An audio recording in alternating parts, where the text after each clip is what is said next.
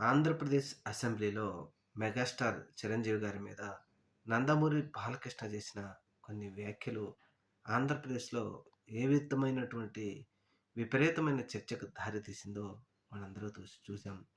అయితే ప్రతి ఒక్కరూ నందమూరి బాలకృష్ణ, చిరంజీవి గారి విషయం మీదనే చర్చించుకుంటున్నారు గానీ, రాష్ట్ర ప్రజలకు అవసరమైనటువంటి అత్యంత ప్రముఖమైనటువంటి ఒక సమస్యను డైవర్షన్ పక్కకు దారి మళ్లించడంలో ప్రభుత్వం సక్సెస్ అయిందా అని ఎవరైనా ఆలోచించారా?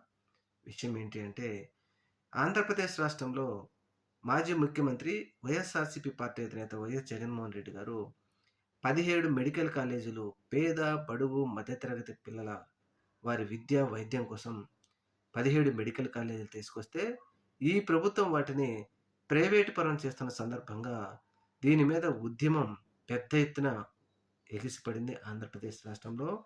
రాష్ట్రంలో ఉన్నటువంటి ప్రజలందరికీ కూడా తెలిసిపోయి, దీన్ని వ్యతిరేకిస్తున్న సందర్భంలో ఈ విషయాన్ని డైవర్షన్ చేయడం కోసం బాలకృష్ణ, చిరంజీవి గారి విషయం తీసుకొచ్చి ప్రభుత్వం సక్సెస్ అయిపోయి, ఇప్పుడు ప్రభుత్వం మెడికల్ కాలేజీలను ప్రైవేటు పరం చేస్తున్న విషయాన్ని అందరూ మర్చిపోయి, నందమూరి బాలకృష్ణ, మెగాస్టార్ చిరంజీవి ఇష్యూ మీదనే మాట్లాడుకుంటున్నారు.